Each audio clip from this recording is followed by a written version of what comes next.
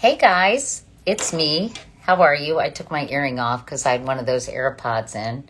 And we're doing an Instagram Live this afternoon to talk about Mother's Day, but actually, mothers are having a particularly hard time right now.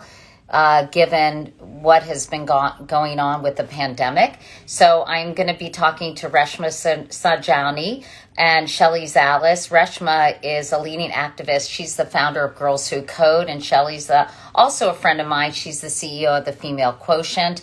And we're just going to have a short conversation, but a very important one about how moms have been hurting during the pandemic and what we can do to be more supportive of working moms. So Reshma, I actually haven't person Instagram Live yet. So fingers crossed that this works, everybody. And hi, Reshma. Hi, how are you? How are you? Good. Am I a little too bright? Well, you look great, but it looks like there's kind of a filter on top. That's so weird. How's that?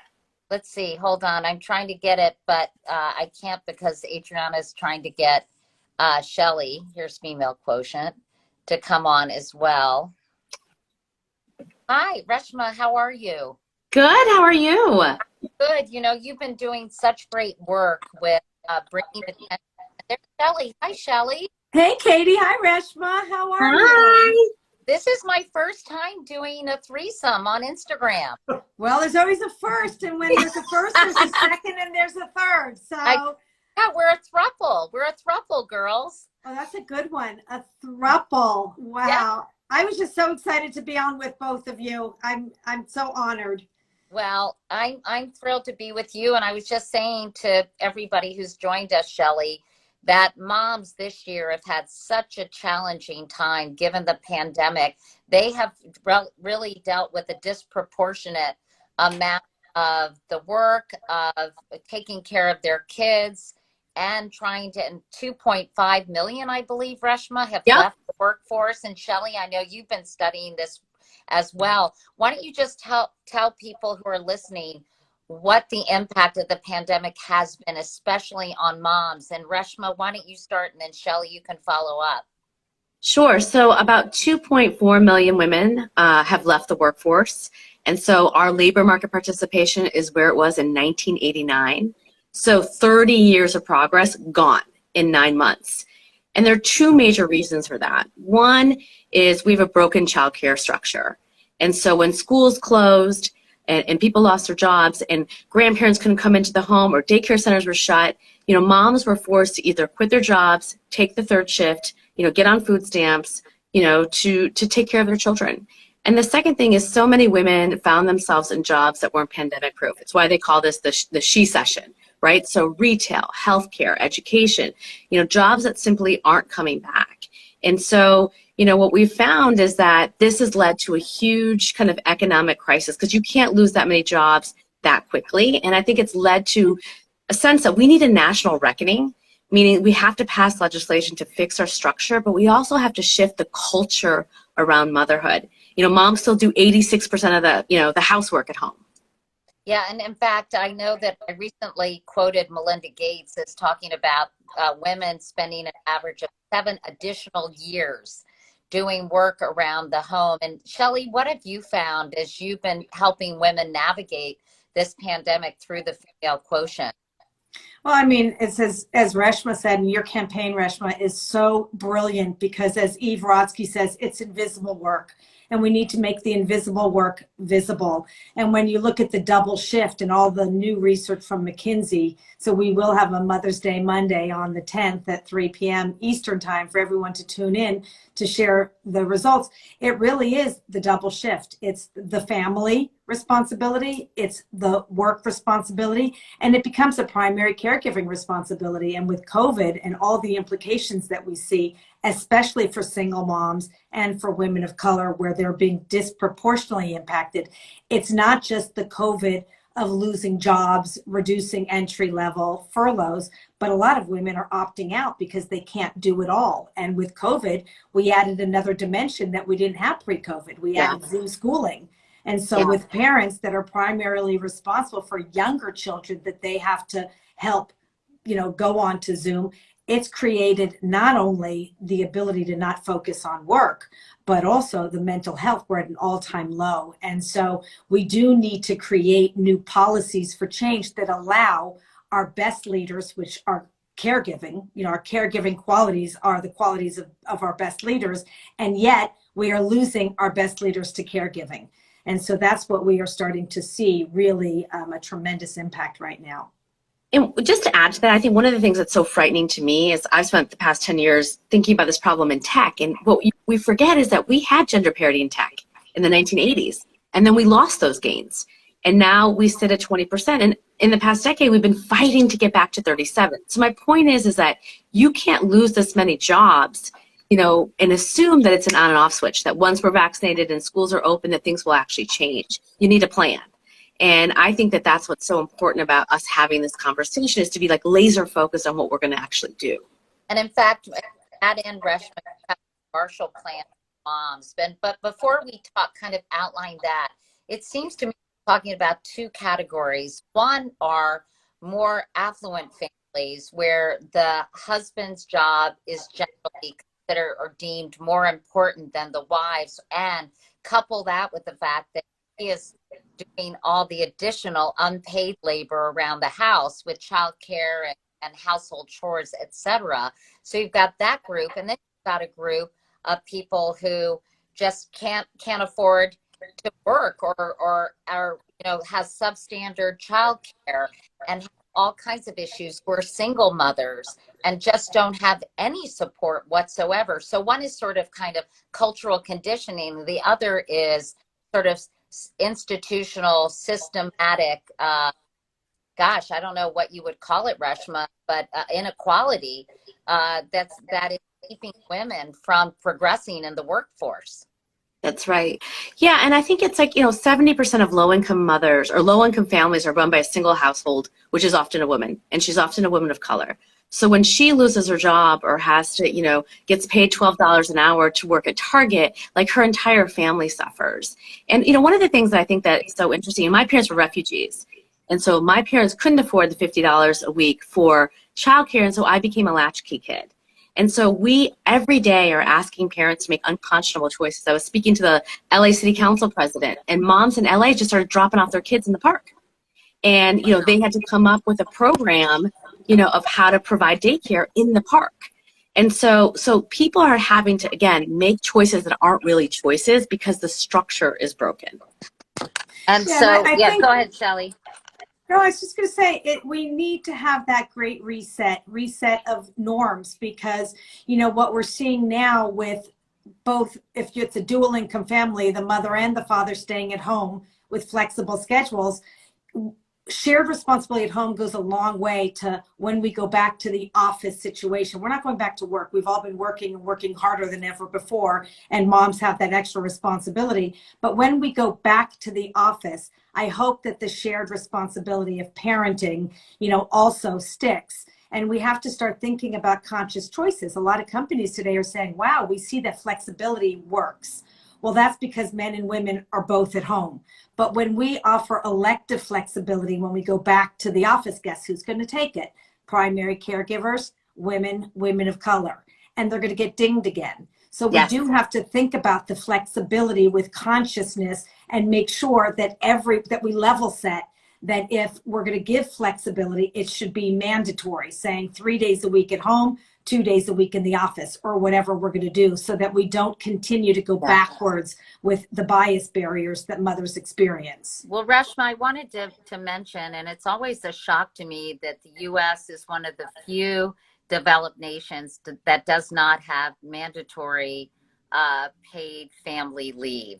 And that is potentially changing in the Biden administration. What else needs to be put in place to give families, and we're not just talking about women, we're talking about families, because I think when we just talk specifically about women, it's automatically assuming that they're doing the lion's share of the work, and we have to kind of change our mindset that it's more and equal the playing field even in conversations. So what else needs to be put in place? And I think it's so important what you're saying, Katie, is we have to think about design. So yes, Norway offers paid leave, but 100% of the dads take it. In the United States, only 7% of dads take parental leave when offered, because the way that we offered it, it was a choice. In Norway, it's mandated. You have to take it or you lose it. And so they went from like 10% when they launched to now 100% participation. So as Shelley was mentioning, like as we think about flexibility remote, we have to think about design. Look, I think the other things that we need are in Biden's, America's Families Plan, which, hats off to that administration for really thinking about, you can't build America back better if you don't build motherhood back better. And that means we need universal pre-K. That means that we need paid leave. We need affordable daycare, right? We need to be thinking about maternal health. We need to put it into the fabric and the structure of infrastructure and what it means to be an American. But I just want to keep emphasizing that it's not legislation alone. We have to change culture. Even though we've been locked in our houses with our partners and our spouses, the division of labor has not shifted in most of our homes. That work is now seen, not unseen, right? Very much seen, and there hasn't been a choice to do another load of laundry or to go buy, the groceries. And so because we have not connected gender equality with gender justice in the home, I'm working on a book right now, and I think the thing that I have just really seen clearly is we've been focused on all the wrong things. You can give people a mentor, a sponsor, fight for pay equality, but if you're not creating incentives to change the structure of who's doing what at home, nothing changes. And I think the opportunity is how the state and how the private sector can incentivize some of that change in the workplace. So David Solomon at Goldman Sachs should literally be saying, you know what, you don't get to be an MD unless you take your leave. Unless actually a value of yours is shifting the labor at home. We have to talk about it differently. Yeah, but it's really interesting too, because when we have elective paternity leave, as Reshma said, less than 24% of men take it because they feel it'll show a sign of weakness. And the former CEO of Unilever, Paul Pullman, when men didn't take elective paternity leave, he would actually call them and say, why are you not taking it? We want to have emotive, collaborative, passionate family people bringing their whole self to work. And so we do need to reinforce the qualities of caregiving so that more men and women parents take it. And we need to also reinforce, if moms are going to take time off, some kind of returnship program too that works. Well, I guess the question is, how do you do that while there's still an obsession with quarterly profits and the bottom line? I mean, it's nice to talk the talk, and I couldn't agree with you more, but it seems to be in conflict with sort of the state of corporate America in many ways. And in fairness, unbelievable pressure on these companies and on these CEOs with quarterly earnings. And it's never sort of the long view. It's always, what have you done for me lately? So how do you kind of institute cultural change and a shift in attitude while you simultaneously are dealing with these incredible financial pressures? Discuss. It's so deep and it's so hard, right? Because it's like intrinsically a part of capitalism. Produce more widgets, right? And if you produce more widgets, you spend less time at home. And quite honestly, you had this Atlantic article that came out about how white collar women are opting out. They're opting out because they can't meet those goals at work. It's too much pressure, right? And so we haven't shifted that culturally because we say we value families, but we really don't. And I just think that we have to be honest about that. And we have to put that pressure on the private sector to, again, change compensation, change performance, change the way that we value, unpaid labor, both at home and in the work. It's the same thing at work. Who's the one who's putting on the diversity inclusion session? Who's the one who's organizing the book club? Who's putting together the Christmas party? Us, and we're not compensated for that. We value culture, but we don't value it. Joan Williams calls that office housework, It is. It's always getting the cupcakes or organizing the birthday party for someone at work. And she says, someone's obsessed with my earrings. You guys, my earrings are fine. They're not falling out. I don't know. Somebody has an earring fetish out there. But, she says, just don't do it. Like, get or ask the guy to go get the cupcakes for the birthday party. Part of it is kind of a default, a kind of, nurturing quality that women, I think, naturally have, and then it extends to the workplace.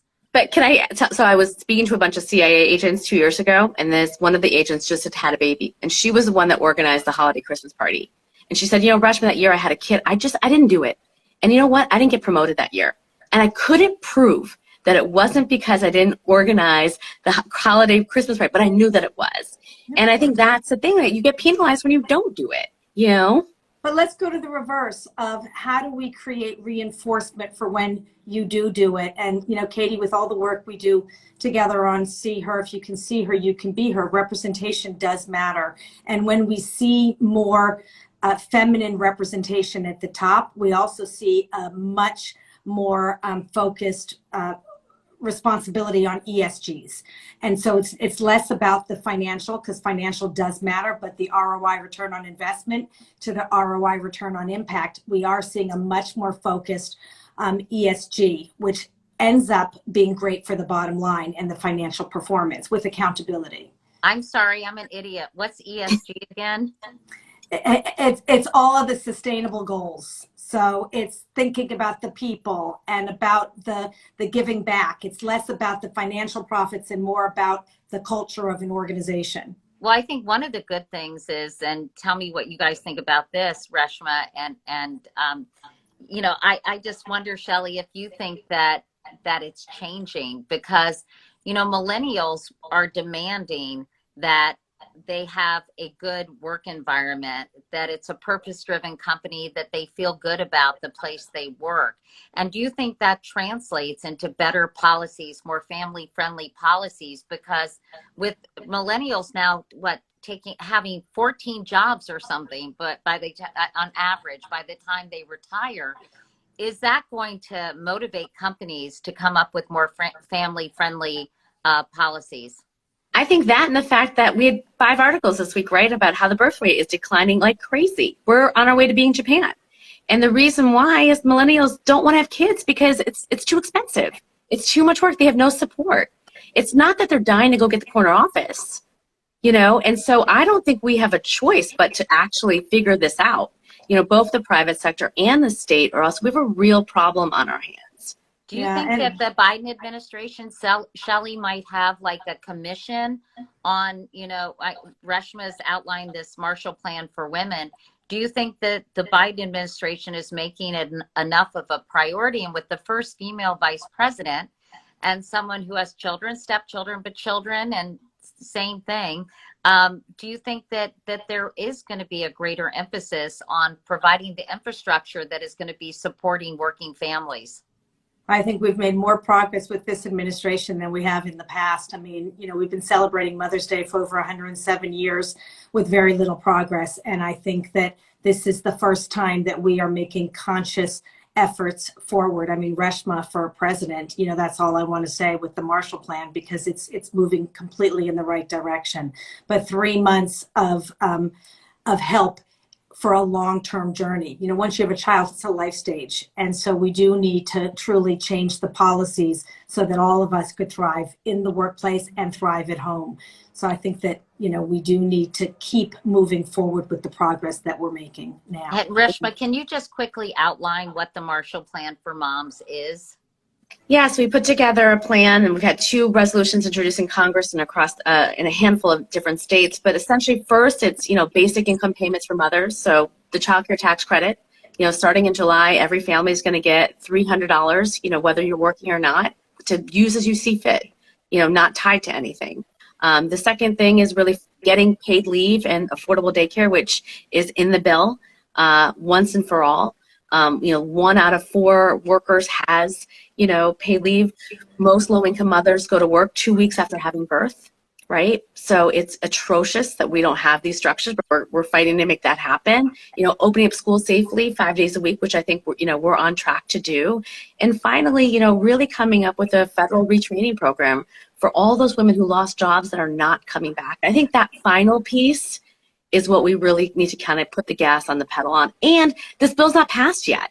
And there's already a big fight, you know, amongst Republicans when it comes to affordable child care. And for so long, even though 86% of Americans want paid leave, we have not been able to get it done. So we can't keep our eyes off the ball. Someone just commented that daycare workers need much higher pay. I cannot agree. Absolutely. Why the people we entrust to the most important thing in our lives, the most important people in our lives, are so poorly compensated. And what can be done about that? Well, I mean, we have to push for, the fight for 15. I mean, the Marshall Plan for Moms, the resolution Congress is pushing for a minimum wage. We don't have a livable minimum wage in this country. And the other thing is, listen, I mean, it's so many incredible women take care of our children who take care of their children, right? Like, we have to create a structure in society where when we think about care, it's not about, again, who takes care of our kids, but having the ability to take care of your own. Living in a society where that is possible. You don't have to make those choices. Shelley, are you optimistic that I feel like I've been talking about this since I got into journalism in 1979, and I feel like that we talk about it. Do you feel as if this is a tipping point? The fact that so many women have lost their jobs, so many women have opted out, and that so many jobs. By the way, sorry to interrupt myself, but why aren't some of these jobs coming back, Reshma? Aren't some of them? Won't they return as the pandemic lifts? I mean, think about retail. Like, we have fundamentally changed the way that we shop, right? And so many of the jobs of retail workers, they're not going to come back. But we think that there are growth industries, for example, in childcare. And so hopefully, Betsy Stevenson, renowned economist, thinks that the way to really think about this is retraining some of those workers to go into the jobs that are going to be open. Like childcare. Childcare. And digital and work from home. I mean, I think that women are opting in now to creating responsibilities and roles for working at home because they really can't see themselves going back to an office. That's why so many, entrepreneurial women kind of coming up with really cool ideas that will afford them the flexibility so they don't have to fit to the current system. I think it's very true. And when you look at the choices that women are making right now, when you look at caregiving, the qualities of caregivers, nurturing and empathy and compassion and resilience, those are the greatest qualities of leaders today. And yet we're losing our greatest leaders to caregiving. And so am I hopeful? Back to what you were asking before, absolutely. But companies have to take responsibility if they truly want to attract and retain their best talent and not their available talent. We have to really rethink our policies and our benefits within organizations and make it not the exception for caregivers, but make it the new norm and the new expectations of what we want from leadership and the culture that we want to create inside of our organizations. That's right. We're going to be putting out a Marshall Plan for Moms at Work, and we're in this extensive survey and study of really thinking about how do you design work. I mean, the amount of CEOs that I've talked to and said, yeah, we're trying to figure this out for September, but we're not centering mothers or parents in thinking about what the design should look like. And that's scary. So, again, because I think already moms make 25 cents less than dads. There is a caregiving penalty. It's always existed. And I actually think it got worse, this past year. And so what are we doing about that? And, why are you paying for me to freeze my eggs, but you're not subsidizing my childcare? That doesn't make sense. Well, we've gone back 25 years with the pandemic in the pay gap. And a lot of it, when we talk about intentionality, if corporations would have thought forward and acted in the moment when we were eliminating jobs, reducing salaries, creating furloughs, women, entry-level women, and caregivers, predominant caregivers, were the first to go. So we just set ourselves back and widened the gap exponentially, and that's the invisible gap that Reshma, you are doing so much to make quite visible. And that's what it takes, the visible gap. And how do we consciously close it with intentionality and get rid of the junk in the trunk of policies we put all this money into, retrofit, reallocate, and put towards the ones that could go a long way to bringing caregivers back into the workforce. Well, it was sort of depressing to hear you say, Reshma, you were talking to CEOs and they weren't really thinking about moms when they were redesigning kind of the workplace of the future, the near future. And I'm curious, you talk to CEOs all the time at the Female Quotient. You're very intimately involved in these issues. Have you sensed any kind of sea change in attitudes towards being more supportive to? Yeah, I mean, what we're hearing is, everyone is deep in consciousness of what kind of policies and benefits they can put in place as we are going back to the office. And, a lot of companies are coming out with new policies where it will be maybe 2 days a week in an office and 3 days a week at home, and keeping those rules and regulations for everyone and not just for some, which is very smart thinking forward and acting, now, so that we can truly create a more equitable workplace and not one by default. And that's very, very critical, right? Because as offices have been open, what's been happening? The guys been going to work. We've been staying home, doing the laundry in between Zoom calls, and they're talking about their promotion at the water cooler. So unless you make it mandatory and you make it, one size fits all, you're going to inevitably create gender inequality. I think the good news, well, there's a bit of good news. There are a few silver linings if you look for them, even though I use that expression about a pandemic when so much suffering occurred. But I do feel work at home became destigmatized in such a real way. And I remember, I had a bad attitude working from home, and I'd roll my eyes and think, oh, sure, you're working from home, you're goofing off. And that's terrible. But I feel like we've all proven that you can get a lot done, can give employees flexibility, and they can be incredibly productive, and even in some cases more so, because they're able to waste less time commuting and goofing around at the office. So I do think that's been a positive development. Don't you all? Listen, I think we've been working harder than ever before, but I just want to add one more piece to that equation, which is kids have to be back in school, because that extra responsibility of homeschooling is what is not just the tipping point, but is the flipping point. That's right. I mean, I've had a 13-month-old and a 6-year-old, and I cannot even tell you what it's been like fighting for Zoom space in my New York City apartment and constantly, mama, mama, mama, right? Never interrupt my husband, but only me. And, it's hard because it's sensory overload. But Sean's been back in school 5 days a week, and it's been a game changer, right? A game changer for me. I've never been so happy to be 64 years old and have grown up kids. I'm serious. I think about Reshma and other young moms, and I'm like, oh my God. So God bless all you mothers out there who are taking care of little kids, trying to keep the house together, trying to stay, focused on your work. God bless. Happy Mother's Day to all of you, because you really deserve. I hope that you have a day of serious R&R, because Reshma, what are you doing for Mother's Day? Are you going to just tell your husband to take the kids and leave you alone for the day?